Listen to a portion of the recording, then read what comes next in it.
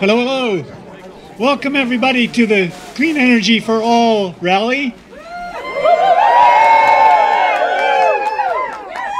I'm pleased to announce that you all won the prize for turning out for an event in the snowstorm. The snowstorm prize is for anybody who is dedicated to anything that turns out during a blizzard, and you guys are all included. This is really great. My name is Tim Holmes. I'm an artist. I'm an ex-political satirist with the Montana Logging and Ballet Company, which many of you remember. A group that's almost entirely dead now. I am also a small energy producer. In my art studio about 3 blocks west of here, I produce more energy than I use. I'm like a tree. What I've done is I've installed electrical outlets on the outside of my building that anybody can come along and use. So if you're driving around with a refrigerator in your back seat and you need to plug it in, come by my studio, free power for all. Okay, is this any better?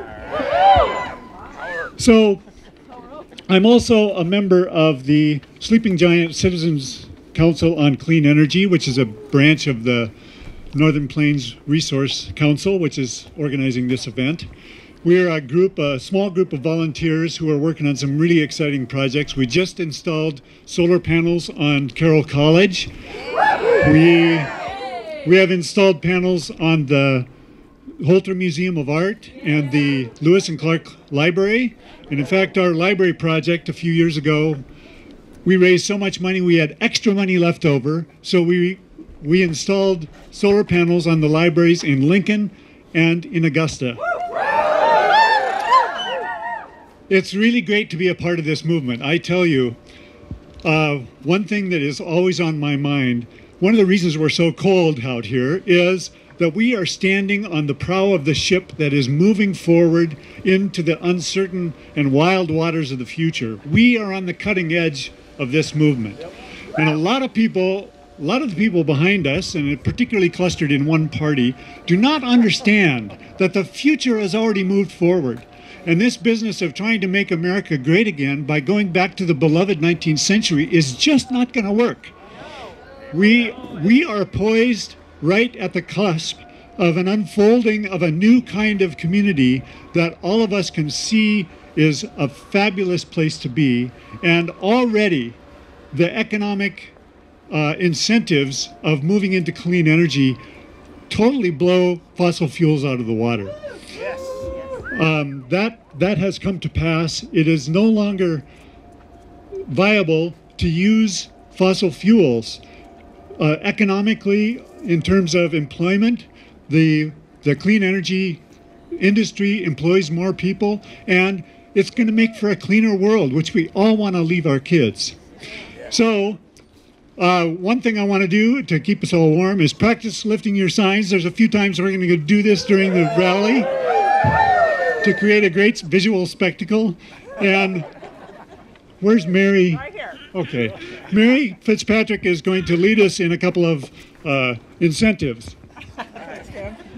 Okay, I'm Mary Fitzpatrick. I'm from Billings. I'm on the Clean Energy Task Force with Northern Plains Resource Council. We're especially glad to have Lady Liberty here because what we're all about is this on? What we're all about is energy democracy. So we have some cheers for you, and the first one goes like this: 2, 4, 8, 16. We want energy that is clean. 2, 4, 8, 16. We want energy that is clean. 2, 4, 8, 16. We want energy that is clean. Louder! 2, 4, 8, 16. We want energy that is clean. 2, 4, 8, 16. We want energy that is clean. 2, 4, 8, 16. We want energy that is clean. 2, 4, 8, 16. All right, thank you. There'll be more. All right, thanks very much. I also want to point out that there are some energy action cards that are being circulated by McKenna over here. The other people on the Northern Plains staff have them. These are intended to kind of coordinate the people energy that we have behind the legislative push this session. So if sometime during the rally you can fill out one of those cards and then leave them in the tan colored boxes by each of the tents.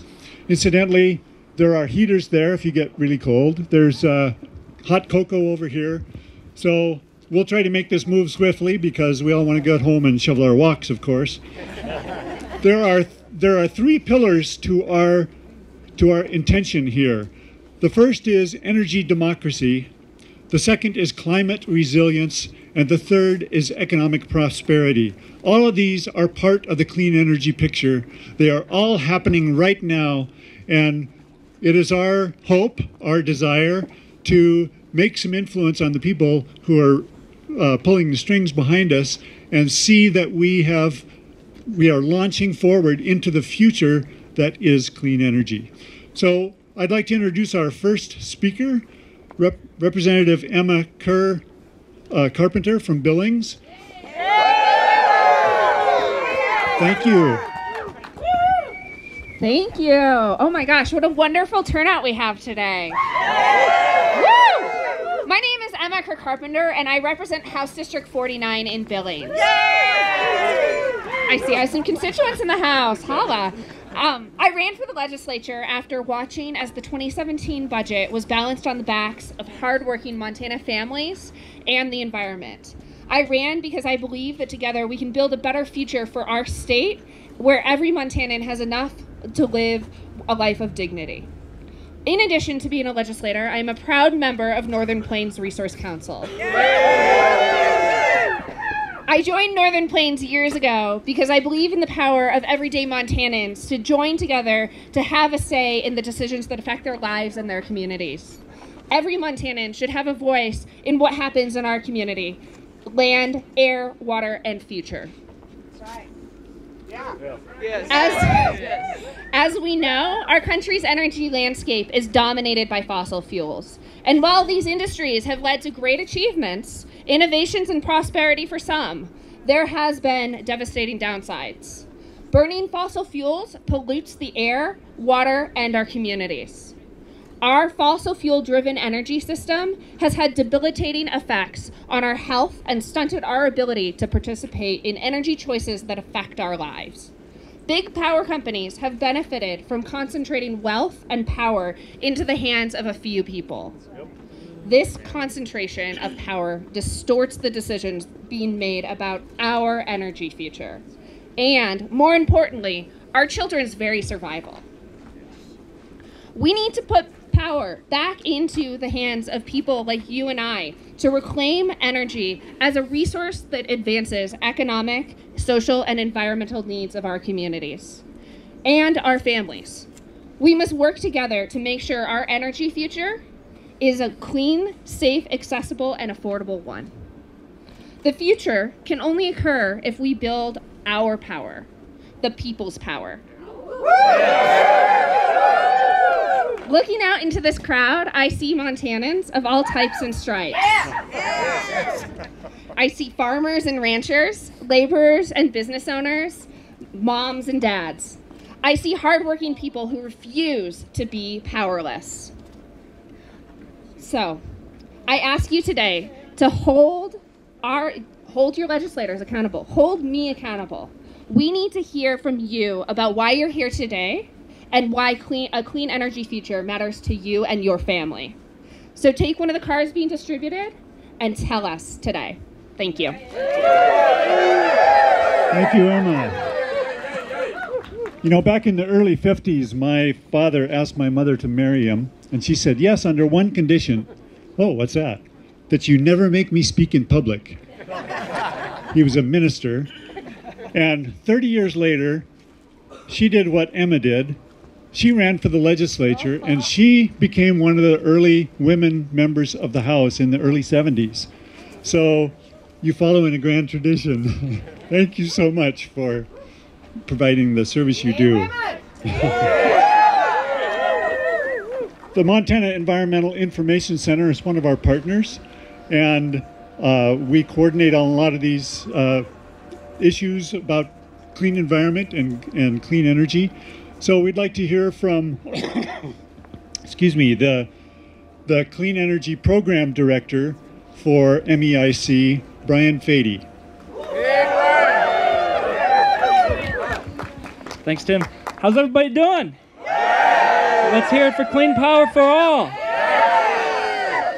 I am Brian Fady. I am the Clean Energy Program Director at the Montana Environmental Information Center. I'm here to talk a little bit about the economic prosperity that Montana has already seen and the potential for more because of clean energy and energy efficiency. And let's start off with energy efficiency, our cheapest and cleanest source of energy. When folks do installations on their home that increases their weatherization, that has more efficient heating and cooling, that is energy that does not need to be burned at a power plant. You don't have to burn coal or gas to produce that. You don't have to build new power plants to produce that energy. You don't have to do upgrades on the grid to transmit it. It saves the people who do the installation money, but it also saves everyone else. It lowers our utility bills, and that's money that we can invest in our community and create jobs. We know that there are jobs across the state doing this, that when you talk about clean jobs for all, you can do energy efficiency upgrades across the state from Eureka to Webo, down to Hamilton, up in the Bitterroot. You can do these jobs across the state, and it saves residents money, it saves businesses money, it saves schools money, it just saves everybody money. We have tremendous potential to do energy efficiency across this state. On the renewable energy side, we know that Montana has one of the best wind energy potentials in the country, one of the top 5 wind energy potentials in the country. The National Renewable Energy Laboratory estimates Montana can do up to 700,000 megawatts of wind energy. Right now, we're only doing about 700. That is only 1/10 of 1% of our potential for wind energy generation. We have tremendous room for growth. And that means jobs, and it means tax revenue, again, for communities across the state. We already see the wind farms that are going up. They're predominantly in rural communities. Counties like Toole, like Fallon, like Marr, like Wheatland, like Cascade, are having large-scale wind energy facilities going up that are generating millions of dollars in local tax revenue and creating jobs in communities that don't always see as much economic prosperity these days. It diversifies their economy. It creates a future for folks in the community. We know that we can do more. On the solar side, we have the utility-scale facilities that just went in 2017. Counties like Stillwater, like Bighorn, like right here in Lewis and Clark County, have utility-scale solar facilities now that are pumping energy into the grid, that are putting tax revenue into the local communities, and that are creating jobs right here. And we know that we have a growing and a vibrant rooftop solar industry. These are all local companies that are doing rooftop installations in Montana. You have rooftop installers in Billings, in Helena, in Bozeman, in Great Falls, in Missoula, up in the Flathead, down in the Bitterroot, across the state. There are local installers that are putting rooftop solar systems on residents, on businesses, on schools. That, again, saves those folks money, saves them on their utility bill, which they can then invest in additional services and more jobs. We know that we can grow that. But we're going to need the folks in this building and the governor's office to support it if we're going to get there. And CPACE is going to be a key piece of that. It's a piece of legislation that will allow for more clean energy and more energy efficiency for commercial buildings across the state. So it's going to be a big piece that I hope everyone can support. Everybody already is, but we're going to have to put a lot of effort into it to get it passed and make sure the folks in this building know that we want more clean energy and we want more energy efficiency across the state, because it does mean jobs for all. Thank you. Thank you, Brian. Yeah, you betcha. Raise up those signs. Get a little blood moving in you. Don't you just love this snow? I mean, I love being out of doors in Montana. You know, Montana has a lot of out of doors, and that's a good thing because we love it. So next I want to hear from Reverend Gene Collins from the St. James Episcopal Church in Lewistown. Is that right? So we're going to get a little bit of a moral perspective on sustainability and stewardship. Thank you, Reverend Gene.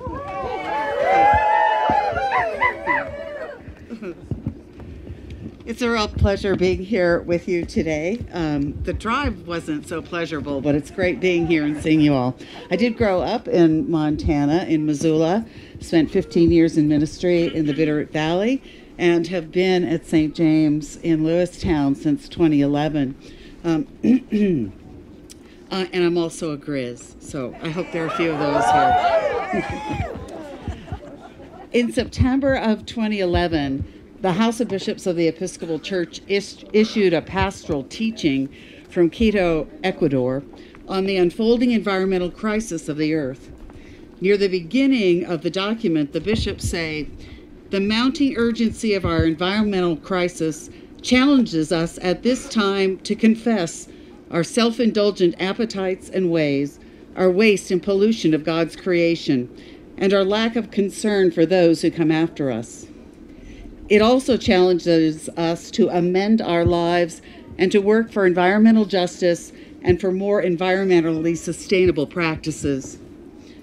A layperson, Rosemary Kent, shared this pastoral teaching with the congregation of St. James Episcopal Church in Lewistown shortly after it was issued. And when next Rosemary and I met, she said she thought we should do something as a congregation to expand recycling in central Montana.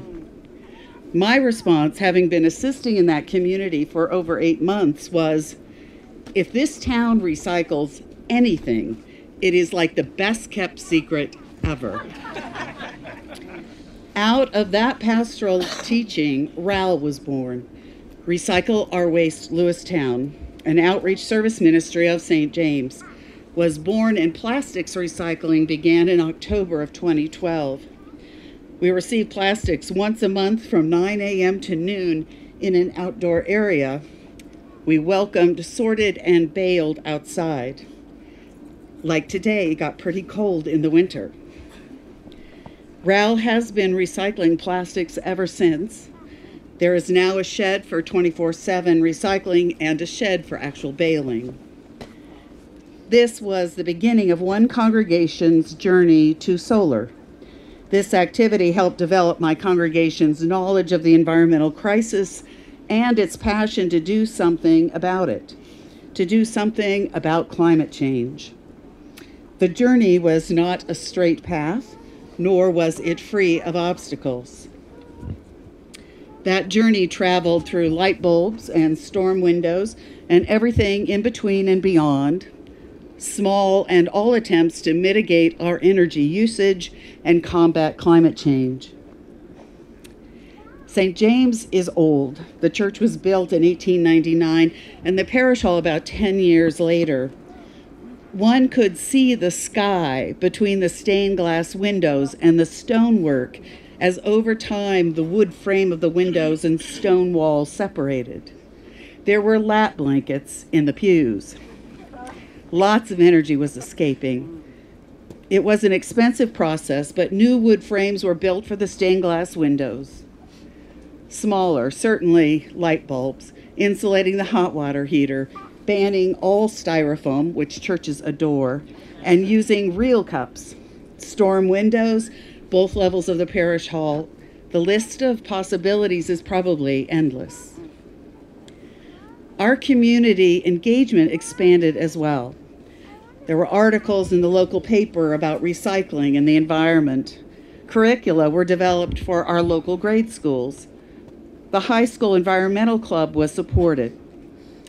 We bless animals in the fall and invite the community.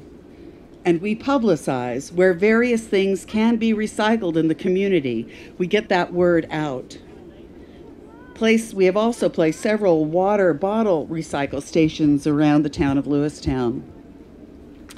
The very first time that we recycled plastic, a horse trailer full of number 2 milk jugs arrived from a small community outside of Lewistown.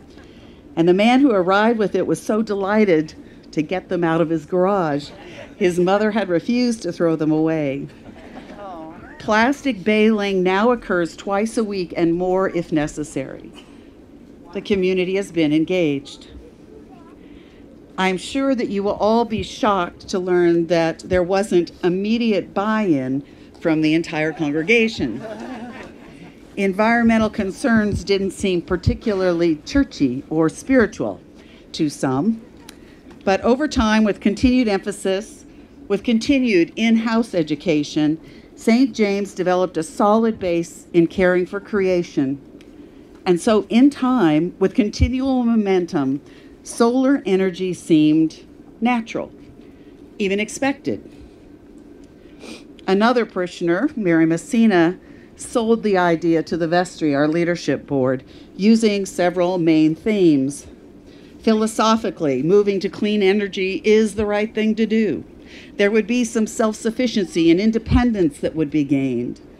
It would be a very good example for the community of Lewistown and the Episcopal Diocese of Montana.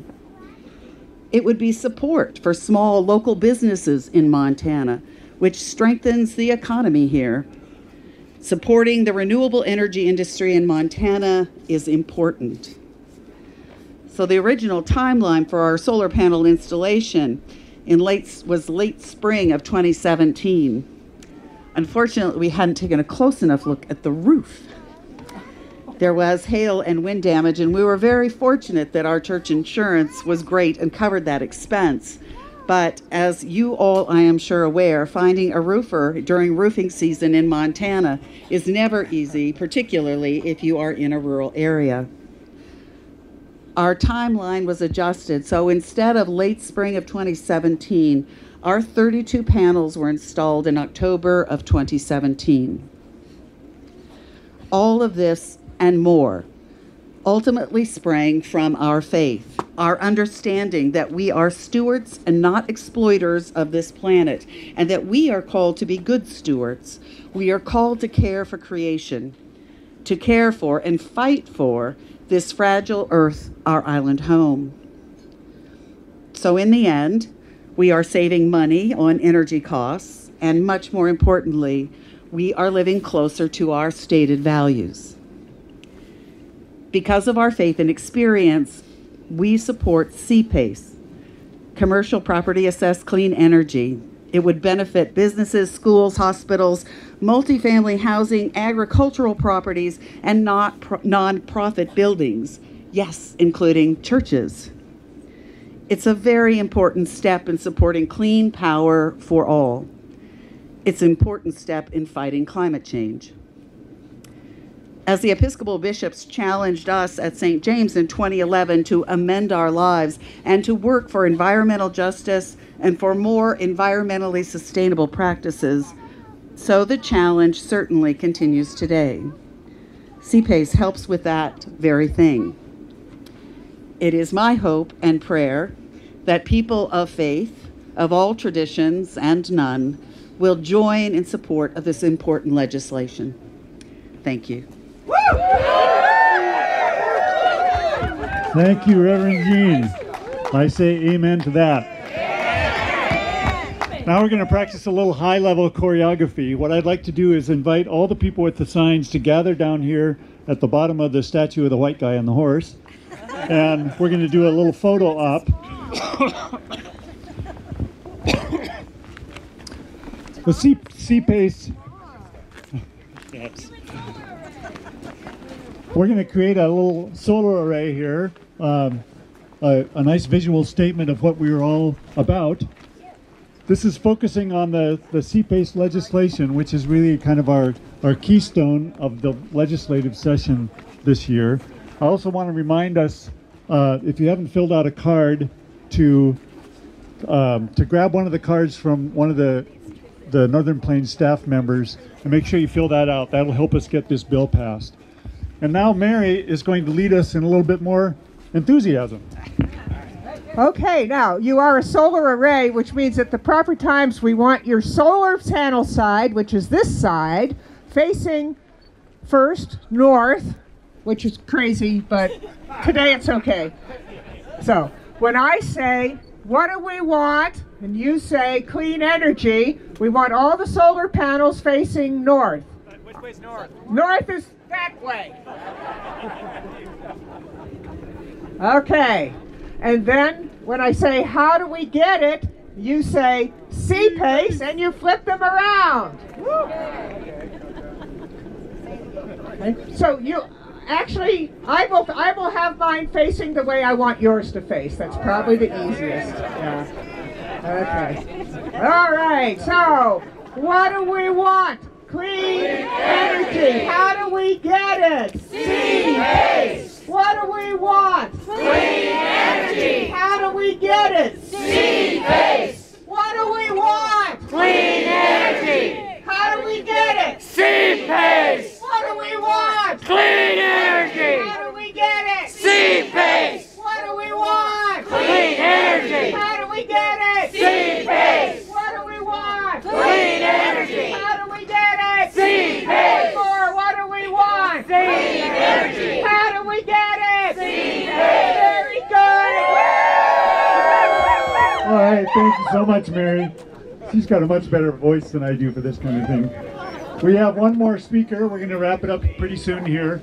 Our final speaker is a sustainable building design specialist and an architect from Billings. He serves as the chair of the Northern Plains Clean Energy Task Force, and he's going to talk about how we can make a difference in supporting clean energy during the session this year. So, Ed Gulick.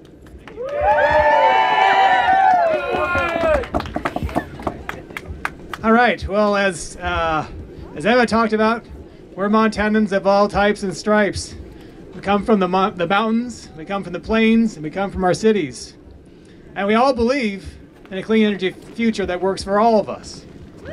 That's right. And we all enjoy Montana's great outdoors. We love our neighbors. We want our community to thrive. And we care passionately about our children and our grandchildren. We want to make sure that we've set up a good life for them. And we want our communities to transition to clean energy, such as energy efficiency, solar and wind. And we want to do it now. We need to do it quickly. We need to do it quickly if we want to protect the places we love and the people we love. So when I'm not volunteering with my time with Northern Plains, as was mentioned, I'm an architect in Billings with High Plains Architects. And I know that what we're talking about, this clean energy vision, this is not just pie in the sky. This is something that, this is not some sort of pipe dream. We can do it. We already done it. Yes. We can do it. That's right. We can do it. And so we can do it indeed. We can do it. We can do it. We can do it. We can do it. All right.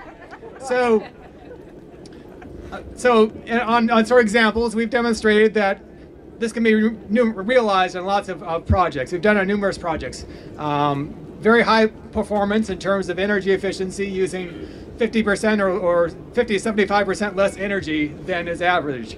And they're also high performance in terms of economics. So they cost a fraction to operate compared to typical buildings, and saving money to the owner, and also creating jobs for contractors and for designers, people like me. So, but what we kept coming across are these different barriers to clean energy. So these high performance buildings that High Plains Architects design are either gut rehab existing buildings in which we super insulate the roof and the walls and we put all new mechanical and electrical systems, or also just all new construction. And so in both those cases, we're talking about projects where we've got hundreds of thousands, maybe even millions of dollars of commercial lending and private investment in them. But the great majority of the buildings out there are existing buildings that are continuously operated and are often quite inefficient. And accumulating all of the financing and the capital needed to make these things happen is really challenging.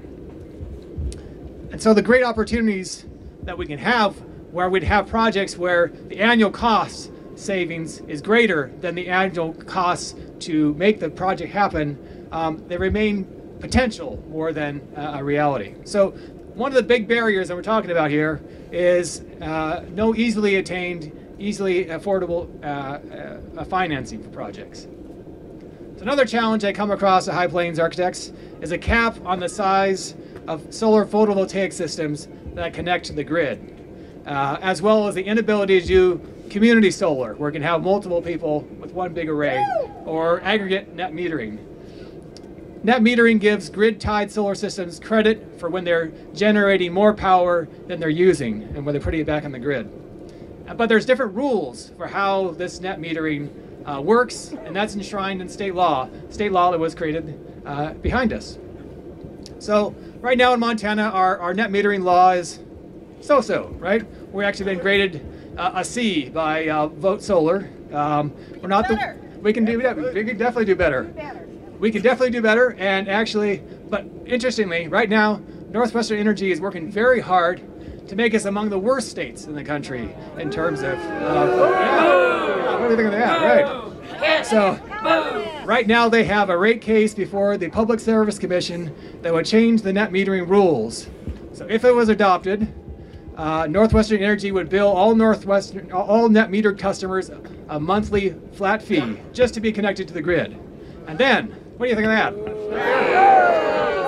And on top of that, they would credit these net metered customers who are putting power back on the grid only at a wholesale rate while charging them a retail rate for any power they took off of the grid. Does that seem fair? Yeah, right. So, in essence, the big guy gets full price for the energy they produce, while the little guy, small businesses, ranchers, farmers, homeowners, they only get a fraction of the retail price for the energy they produce. So the basis for doing this whole thing is a sham study that Northwestern Energy commissioned. The study claims that there's a cost shift from non-net metered customers to net metered customers. However, Northwestern Energy refuses to share the data or the methodology of the study used to derive that. So, does that seem right? What do you think of that? So, and the thing is, there's a similar study that was done in the state of Nevada. And the finding there was that net metering benefited all ratepayers, regardless of whether or not they had solar systems. So, we already have studies elsewhere that say just the opposite of what they're claiming. So basically Northwestern Energy is kind of like a coddled monopoly, and they don't want any competition. They're trying to clear the field of any competition. They don't want anyone else generating power. And they want to use this case before the Public Service Commission to punish anyone who wishes to generate their own clean power. Yeah. In essence, Northwestern's proposed changes to the state net metering policy aren't designed to protect the best interests of ratepayers, all of us. No, they may say that. That's their rhetoric. It's not about saving the ratepayers, much less our environment. It's designed to maximize the profits for shareholders. Many of them are out of state. So, so the second barrier we're talking about then is energy policies favoring corporate interests over public interests. And I just want to talk about one more barrier.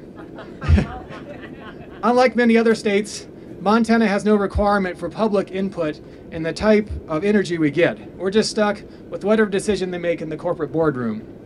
And you know what Northwestern Energy wants to shove down our throats? Natural gas. That's right. They want to clear the field of all competition so they can build lots of natural gas power plants. I'm not so keen either. So they don't care about the people and places that we love. They don't want our vision of clean energy. So, yeah, what do you think of that? So, PSC is in their pocket. That's right. So barrier number 3 is no public input into investor-owned utility power mix. So, are we going to be content to just let all those barriers remain in place? No! Hell no! So, all right then, let's talk about some solutions and what we're going to do to bring them forth. So, these solutions aren't just going to happen by themselves, right? It's going to require organized citizens and small businesses, people like all you, to make it happen. That's right. Exactly. So, and this organized group of citizens is going to have to take action. Are you guys ready to take action? Yes! All right. So, let's talk about taking down barrier number 1, no affordable financing. The 2019 Montana State Legislature, as you've heard others talk about, will soon be considering a bill with bipartisan support called Community Property Assessed Clean Energy, or CPACE for short. You got it on your sign. So I'm happy to explain it in more detail afterwards. We'll say that later. But here's the 10-second version. Provides affordable financing to pay upfront for the upfront cost of energy efficiency and renewable energy systems to buildings. And this investment is paid back over time through your property taxes. The annual utility savings are larger than the annual tax assessment, so the projects have positive cash flow from day one. They create jobs for people, and they save money for the businesses. It's just a win-win for everybody. So that's right. So to make PACE a reality in Montana, here's what we're going to need. Us! Lots of calls and emails to legislators over the next couple of months. Yeah. Is that something you can do? Yeah! All right. We're going to provide you some talking points. This damp card here is your ticket to making all that happen. We'll provide you with talking points. We're also going to need letters to the editor. We need to spread the word. Are you guys going to do that? You up for that? All right. And if you or someone you know has a small business or your congregation, your church also wants to support this, we'd love to have your names and logos. And we want you to sign on in support of that too, because they hear that there. So we'd love to have that as well. And then in terms of addressing the other barriers, again, this is your ticket to making that happen. So these cards are critical. Tell them why clean energy is important to you. So together we can do this. Yes! That's right. We can create a clean energy future in Montana that preserves the places we love for generations to come. We can pass CPACE now in 2019 in this session. And we can demand more clean energy from our utility companies. And we can demand to have a voice in their decisions. And we can truly have energy independence and genuine energy democracy in Montana. We can have clean power for all here in Montana, but we've got to act now. So, thank you. Yes. Thank you, Ed. All right, that's really great. We're almost done here. Make sure that you fill out one of these cards. That will help us with the lobbying effort. They're available right here. McKenna's got them, or you can put them in the boxes when they're filled out. Make sure you don't sit in the snow too long. You know what happens when you sit in the snow too long, don't you? You get painful Polaroids. Okay, I'm sorry. The really good jokes were delayed because of the snowstorm, so all I got was the cheap ones. So thank you so much for turning out. We got hot cocoa over here. I really appreciate everybody's devotion to this movement. We are standing on the prow of the ship, and everybody has to follow behind us because this is the direction of the future. Clean energy is where we're all going to be living in the years to come. And our children will be proud of us for standing out here in the snow and making this a big issue. So please visit with each other, fill out the cards, give us your energy during the session so we can lobby for these ideas, and let's have a clean energy future. All right, don't go away yet, because first I have a very serious question to ask you. How many of you know the Montana anthem? Raise your hand so we can see. Is a lot of you? All right, that's enough. Now Barbara and Ed are going to come up and lead you in it because I don't know it.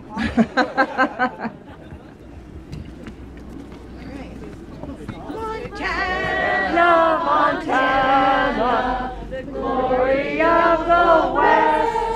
From all states, from coast to coast, you're easily the best. Montana, Montana, your skies are all blue. Woo, woo! M-O-N-T-A-N-A, Montana, we love you. All right, one more cheer. And this is for energy democracy, and it goes power, power, clean power. Try that line. Power, power, clean power. Power to the people. Power to the people. People want clean power. People want clean power. So power, power, Power, power, power to the people. People want clean power. power, clean power, power to the people.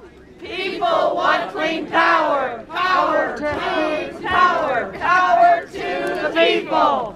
People want clean power, power, clean power, power to the people. People want clean power, power, power to the people. Power to the people. Let's do it. Thank you and have a great day.